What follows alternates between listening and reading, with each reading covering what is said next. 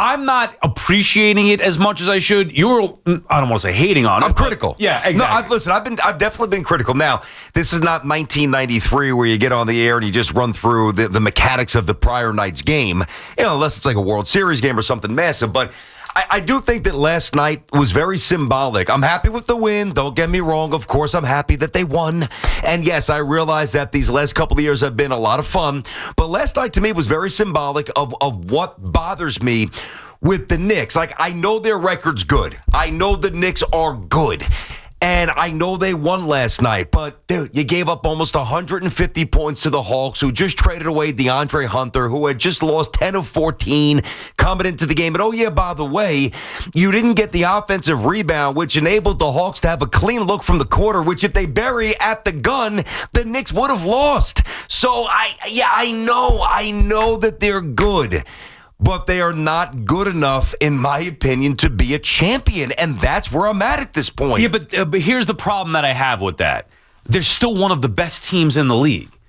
And the playoffs haven't started, and they're not fully healthy yet. So obviously, like everybody else, I watch them play the Celtics, and I think, oh, God. Like, I'll be honest with you. I'm more discouraged by that first half than I am encouraged, meaning can they win the championship? Okay. Can they beat the Celtics? Can they beat the Cavs?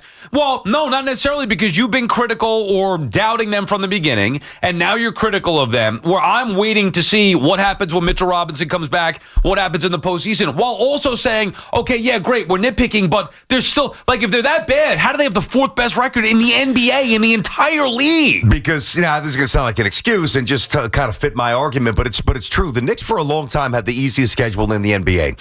And, they were beating up on some bad teams. And I was looking at some numbers here, and I do think, especially in the NBA, I think it ties in because I think that we all thought the Knicks would be a better defensive team. And I know that OG's out. I know that Mitchell Robinson's out. But even when OG was here, when they got Mikal Bridges, we're sitting there thinking, all right, you got two lockdown wings, which obviously is going to impact in terms of their defensive ratings. Do you realize that the Knicks, and this just underscores how they're kind of beating up on bad teams and getting knocked around by the good ones. When the Knicks play a bottom 10 team, this is all based on record, they are the 8th best defensive team in the NBA against the bottom 10 teams, okay? Against the middle 10 teams, defensively, the Knicks are 25th. Against the top 10 teams, they're 29th. This is a trend. The Knicks look good against bad teams. They look against average teams, and they get squashed against good teams. They just beat up the Pacers the other night. Pacers are going nowhere. Come on, where are they going? They're still one of the better teams in the league. Does anybody think the Pacers have a chance to win the championship? They got no chance. But then everybody that's like, there are a lot more teams below the Knicks than there are in front of them. I agree with that. Okay, so then we're talking about specific. You're talking about the Celtics and the Cavs. That's it. Forget about the Western Conference. You're only talking about the Celtics and the Cavs. There aren't anybody else in front of them outside of the Thunder. Yeah. There isn't anybody else in front of the Knicks. Well, there's not. That's true. And I'm happy that you point that out because maybe I need to provide additional clarity. Like, it's not that I have a problem being the third best team at this point. I have a problem when you fire the big bullet to put yourself in a championship position and the top team in the conference is so much better than you. All right, but what are you supposed to do? That's the problem. They can't help that. Well, but they could have. Maybe they should have made different moves, is my point. Maybe the move for Bridges wasn't the right move. The Celtics were already loaded. What's the other move out there? Do you want Joel Embiid? I mean, no. Who else? Or they want Paul George, who quits on his team? Like, what was the other move that the Knicks are going to go out there and make that would have been different? Now, Bridges, I do think, has room to improve as far as his impact goes. That's the one thing maybe I've been disappointed. I wanted him to be and again, he's been fine, a good player, but I want Bridges to be a great player to go along with Josh Hart and all that he brings, obviously Brunson and Towns. And I love Towns, Tough Bucket Towns. I was calling him that early in the year. Now it seems to be a thing with Tough Bucket Towns. But I do have significant concerns about him defensively. Here's the difference, though. I'm not looking at this team complete. You bring up a great point. Like, they've made all their moves. This is it. There's nothing else to do. But Mitchell Robinson is yet to set foot on the floor with this team. That's a big piece. That is a big piece. And their biggest issue is defense. So when Mitch, assuming he does come back and he's getting closer, and he's already talking to the doubters and the haters, you must have forgot about me. I'm going to come back and show how big of a piece that I am. Mm-hmm. Once he comes back, I'll admit, that's my only hope that they could be a championship team. getting Mitchell Robinson back and seeing what he could do in the postseason. Because if it's not that, they aren't as good as the Boston Celtics and maybe not even the Cavs or the Thunder. I'm hopeful that Mitchell Robinson can change my mind. I'm not banking on it. Right. I don't know where he is physically. I know we all know who he is as a player. We all know what he does well. He's the longest tenured Knick. I mean, we know his game inside now. What's good, what's not. There's never been any improvements on the weaknesses. The good parts have been slightly embellished here. He was always a rebounder, always a rim runner, always a pretty versatile defender. But the deficiencies, they haven't remotely improved. Can't put it on the floor, can't hit a jump shot, can't hit a free throw. He's a problem at the end of games. I know he's good in terms of being on the floor offensively. You foul him, and that's a big problem. I also think that, and Jalen Brunson is amazing. And I do understand that Mitchell Robinson coming back, provided he stays healthy, is going to clean up some of the Knicks' defensive deficiencies. I know that, and I admit that. Jalen Brunson's a horrendous defensive player.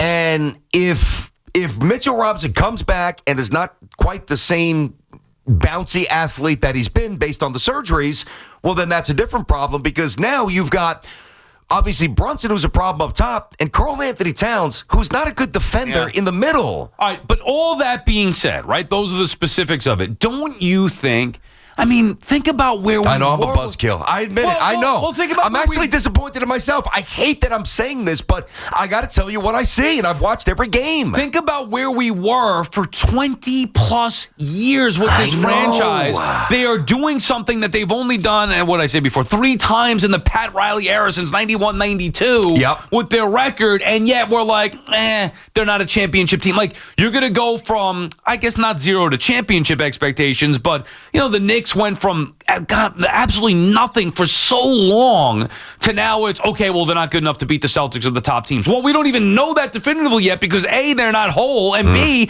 they haven't done it in the postseason. Like, we got to see what they do in the postseason, this iteration of the Knicks. This would be a weird, now I don't even know how this is going to come out, but because I do think this is important. The appreciation for where they are now, I admit it has been, it should be stronger with, like, the Knick force within me should be stronger. It should be. Just enjoying it a little bit. Yeah. I admit it. It should be. And I'm mad at myself that it's not.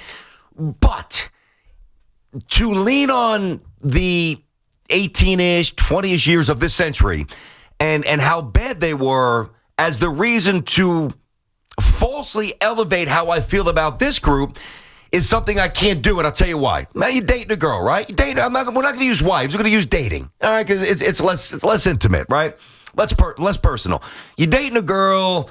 She's sleeping around on you behind your back. She's a drunk. And I'm not trying to minimize alcohol issues, but she's a drunk. She's dabbling in drugs. She's a disaster, right? You're like, goodbye. You break up with her.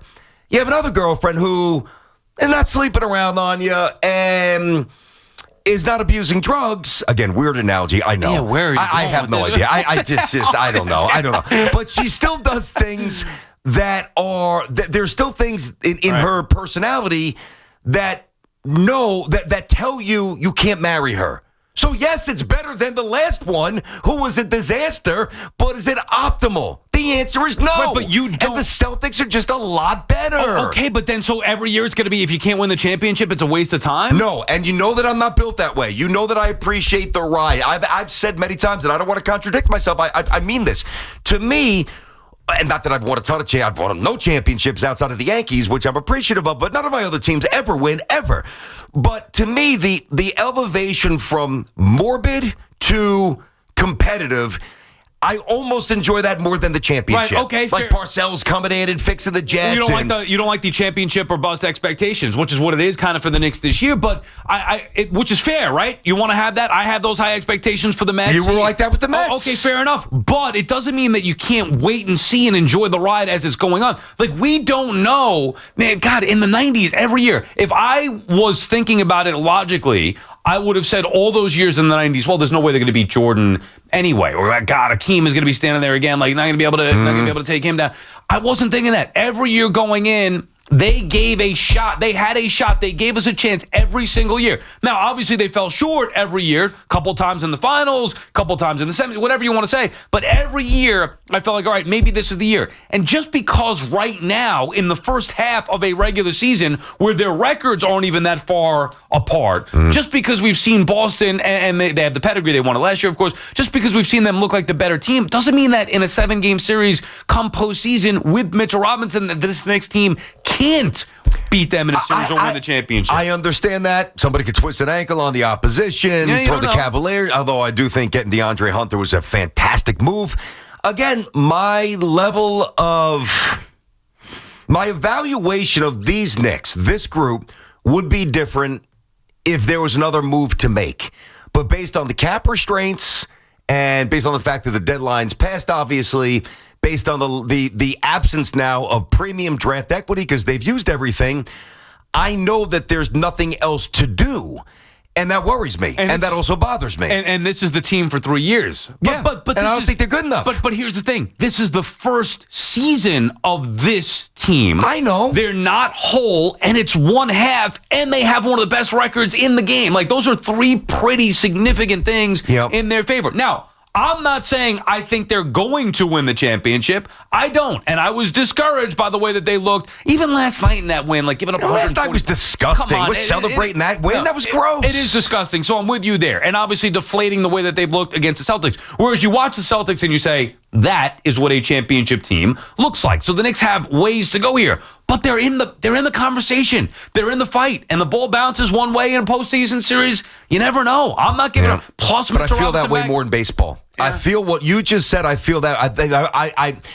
I believe the stats would bear this out. It's just more applicable. The randomness of baseball, there's not a lot of randomness in the NBA.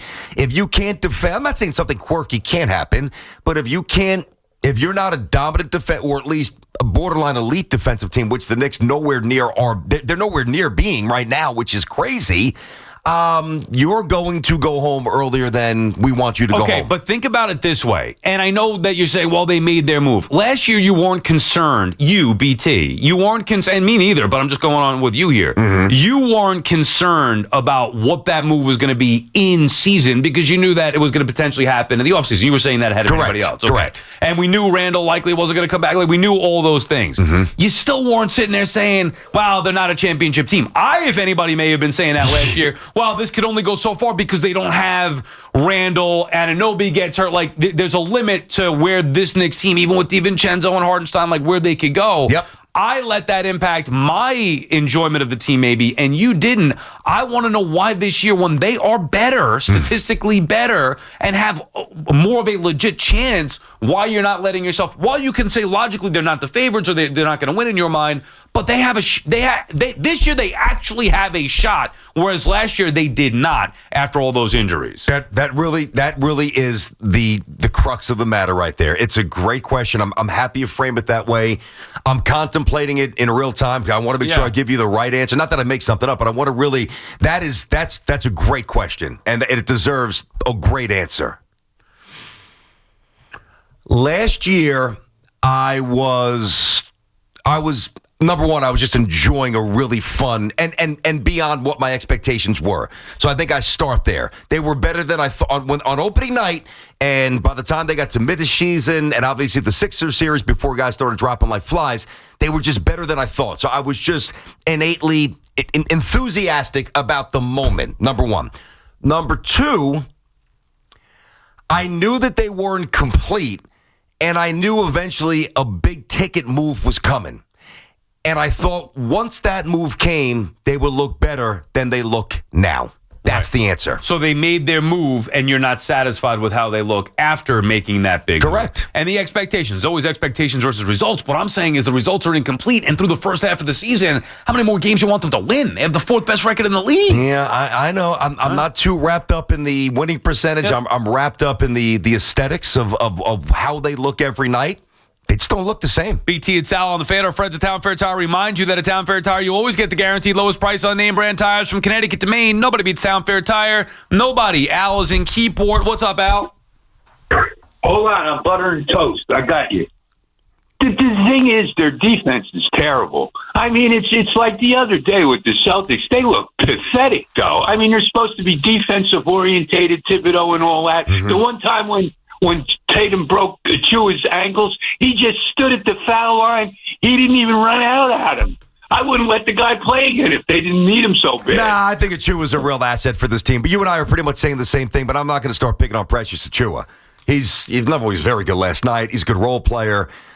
He's an ancillary piece. Like, that's not the issue. But now he's not, and that's maybe part of the problem. Like, right now he's not. And then when Mitch comes back, and if Mitch stays back... Yeah. Well, I think the bigger problem is, and maybe this is a different conversation, but I think the bigger problem is their stars versus the Celtics stars. Tatum and Brown are better.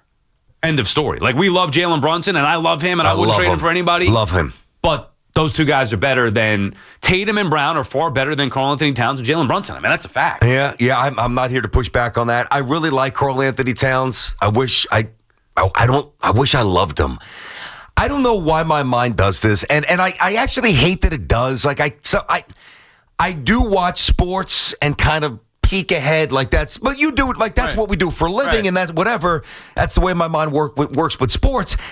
And I look at, and again, it's not so much about this year; it's about the championship window for including this year, but the window. Does anybody else look at Karl-Anthony Towns and just see a guy who? And I know he was fantastic last night. I know that. I know he's a starter in the All-Star game. Do you just see a guy who just kind of looks slow? Put it this way. You're a little brittle, just a little, I don't know, non-explosive. I do. I felt about Towns, right? Saying he's the best big man the Knicks have ever had, and I stand by that. Offensively, certainly, no doubt about it, what he can do with the basketball. I've never seen a big be able to score. I agree with you on that, by the way. And maybe just even in general, forget about even a big. Like, he scores the basketball with ease from wherever he is on the floor, just something I've never seen before. Yep. However, when you watch him play closely, and you see against some of the tougher opponents, just the way his game is, and you do the math on when he was with Minnesota, how he struggled in the postseason. Western Conference Finals. Yeah, I do not believe that he's going to elevate his game in the postseason. Well, then we have a massive problem. Yeah, I'm just saying. But it hasn't played out yet. And also, they may not need that. Maybe they just need him to keep his game the same. And let's say Bridges elevates his game. And Robinson being back can change things. Like, I need to see how they perform against the best teams within the postseason. The NBA regular season is kind of like exhibition. You hate to say that, but that's really what it's like, at least with this point for me with the Knicks. Where in years past it wasn't. At this point with this Knicks team, I want to see what they could do in the postseason. I have my hesitation to say why I would think they'd be a championship team. Karl-Anthony Towns, the more you watch him, the more you realize. And by the way, the game has evolved, so where he doesn't have to be like the 90s anymore. It's not like that. So maybe his style will work in the Eastern Conference playoffs. Who knows? I don't know. But he had a bad postseason with Minnesota, and there is just something about his game that I, and you as well, and I don't think we're alone, feel like it's not going to be at its best come playoff time. And that's going to be a big problem for them, and he's going to get destroyed if that's the case. Right. Because this is the Knicks, and this is championship time, and if he ever performs, I don't know that he will. Yeah. It'd be hard to replicate his to that extent in the Western Conference Finals a year ago. If he ever put up that kind of performance as a Knick in the second round or the conference finals, he would be destroyed. BT and Sal on the Fan will continue with more of your calls when we come back. 888-808-1019 on the Fan.